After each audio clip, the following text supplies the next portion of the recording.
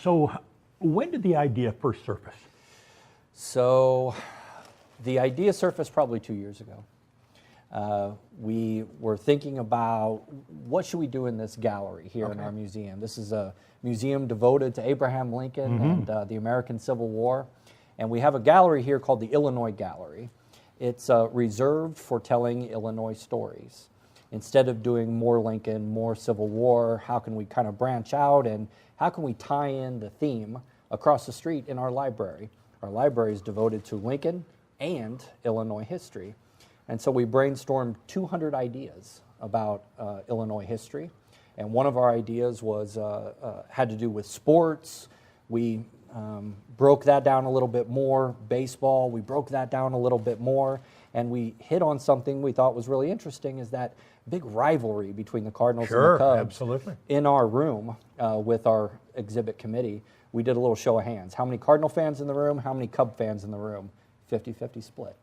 And that sort of mimics, I think, what the split is in our audience that comes through here. Were you surprised with the cooperation you received, first of all, from Major League Baseball, with the Hall of Fame folks, and then from the Cardinal and Cubs organizations? The very first phone call that I made after we hatched this idea, I got online and I knew that the Cardinals had a Hall of Fame museum. And I went through several operators and I found a lady named Paula Holman. She's the curator at that museum. And I said, Paula, I have a crazy idea out there, one museum person to another. The Abraham Lincoln Presidential Museum would like to do an exhibit on the Cardinal-Cub rivalry. Wow. And she said, that is not a crazy idea. I love that idea. She says, I wish I would have thought of that myself. And she says, we would love to help you out. She put me in contact with somebody at the National Baseball Hall of Fame. I got a very similar reaction from those folks. I was shocked, first off, that these folks were so receptive. I was shocked for about a second, and then I remembered that Abraham Lincoln carries a lot of weight. Yes, yeah, it's a recognizable name, right? They had all been to our museum. Paula at St. Louis and the folks from the National Baseball Hall of Fame, they had actually been to our museum, and they said, we love what you guys do in Springfield. And that opened the door. Let's remind them, when's it going to officially open? We're going to open up on March 24th, 2017, and we're going to run all the way through the baseball season, all the way through the playoffs until the end of the calendar year. End of the calendar year. Yeah. Will there be an additional fee to come in and see this exhibit? No. This exhibit is all part of your regular ticket price, and I can't wait for folks to take advantage of it. Okay, let's talk about some of the artifacts. We may want to move around a little bit, because right now, obviously, this is in the construction planning stage. So you folks put the idea together, and then you say, all right, hand it off to another team, finish it up. Is that where we're at now? You're kind of seeing the work in progress right now, Sam. You're seeing a gallery in the process of being transformed.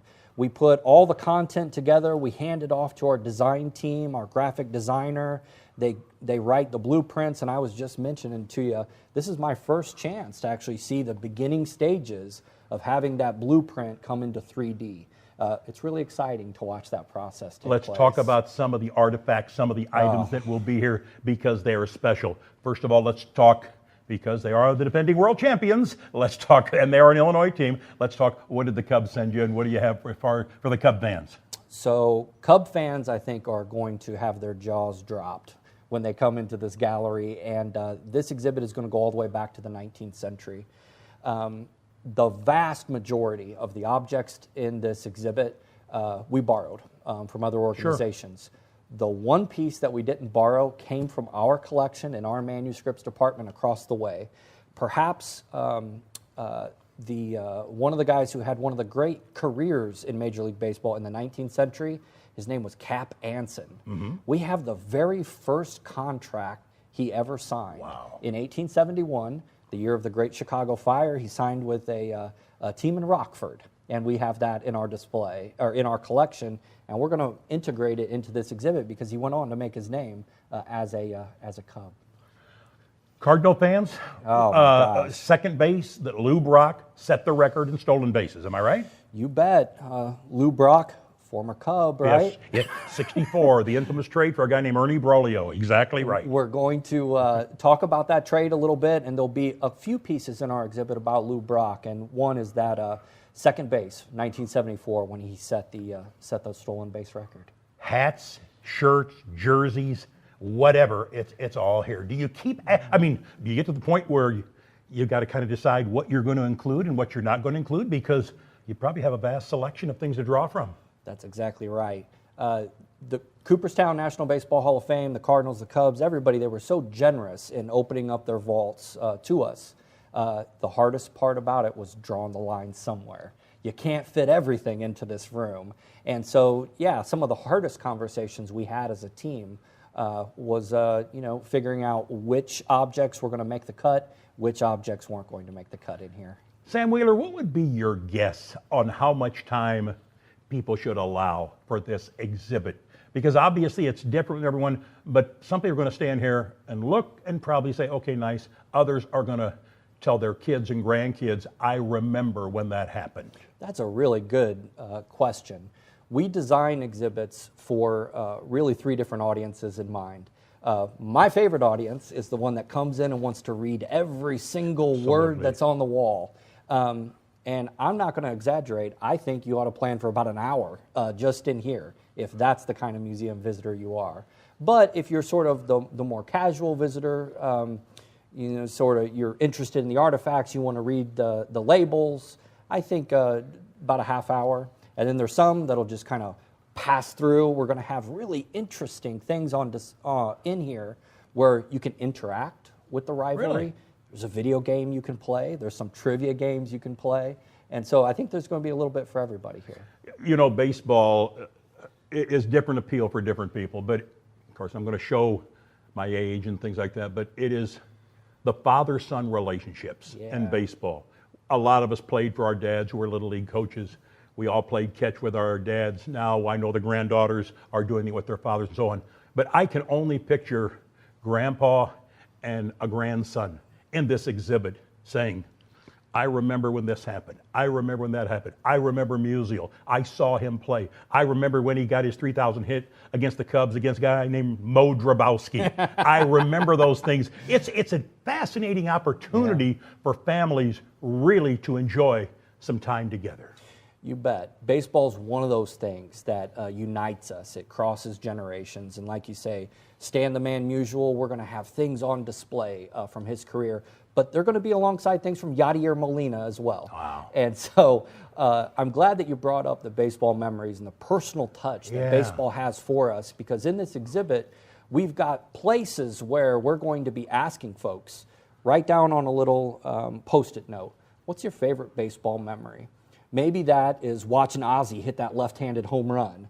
Or maybe that's your dad coaching your Little League team or making the high school team or something like that. And I think it'll take on a different shape for everybody. Folks, I apologize. We started just talking Sam, and we've got another Sam behind the camera, so we've hit the trifecta here. Yeah. But this is Sam Wheeler, the state historian. And obviously, we have talked before, and my name's Sam Madonia with a local radio station here in Springfield. But this, when it was announced, what was the reaction by the public when it was announced? Did people say, you're going to have a Cardinal Cub exhibit in the Abraham Lincoln Presidential Library and Museum? Lots of excitement is the way that I would sort of characterize it. Oh my gosh, that's a great idea to incorporate both teams and the rivalry element. So it's been a lot of enthusiasm, first off. The second reaction that we got, we went to the Cubs convention in Chicago. Oh, sure. And we advertised this exhibit. We got really phenomenal reactions from folks. The only negative reaction that we got was, the Cardinals are going to be in it too. And then, you do get those folks that say, now, why does the Abraham Lincoln Presidential Museum, why are you going to have an exhibit on the Cardinals and the Cubs? And so then that gives us a great opportunity to talk about our mission. It's not just Lincoln and the Civil War, but also Illinois history. And the Cardinal-Cub rivalry, believe it or not, more than a century in the making, is part of that story of Illinois history. If people have never been here and they want to take advantage and come to this particular Cardinal-Cub Museum display when it starts in late March, what's going to surprise them the most? If they have never stepped foot in this museum, what's going to surprise them the most? when they come into our museum, if they've never been here to discover what we have here in Springfield, I think they're going to be shocked at what a treasure they've missed in the Abraham Lincoln Presidential Museum. I think this is a world-class facility with a world-class collection on display. Folks that make it in to this exhibit, I think they're going to be shocked by their favorite team's history. That it's not just a story that goes back to the 80s or the 70s or the 50s, but it literally goes back into the 19th century. And that's the story we're going to tell from the beginning of those franchises in the 19th century to the present. Can they take pictures? Can they come in here and take pictures standing next to the vase where Lou Brock or whatever the case might be? This is going to be the first time that we've ever allowed Really? photography in this Wow. gallery. And that decision was made in consultation with the National Baseball Hall of Fame and the two franchises. They believe in sharing that their history, and that we're going to uphold their wishes on that. I see the gift shop has already got some Cubs, Cardinal apparel. There'll be more coming. If people want to come in here and decked out in their favorite team, they can do that, I'm sure. Please do. This exhibit, we always tried to incorporate the rivalry element so they could participate. That means playing some video games. That means playing trivia. That means telling us who your favorite franchise is. And if you want to come in decked out like Yadier Molina or Jake Arrieta, God bless you. Help me out, Sam. What might go in this particular display here, this big case, and then what's going to go in some of these that are along the wall? What might this be used for? Yeah, so we've entered in this part of the exhibit sort of the modern section. There's going to be Stan Musial, Bob Gibson, Ernie Banks material, all in this section right here. Wow. Stan Musial, in my mind, he is the greatest Cardinal that ever played. I know some folks will argue with that, but my goodness, Stan the man took a year off, so World War II could happen, right? And when he came back in 1946, he won the MVP. They won the World Series. We're going to have his jersey from that 1946 season here on display. Maybe the best season that a pitcher's ever had in 1968. Bob Gibson dominated. We're going to have his Cy Young Award here on display. All sorts of things like that. We may even incorporate in this section some of the stuff from the greats like Fergie Jenkins, Cubbies like Mr. Cub, Ernie Banks as well over here. Well, I'm thinking of Musial and, number 6, and that's one of the advantages when your dad is a Little League coach. Right. You get to choose your number first. I was always number 6.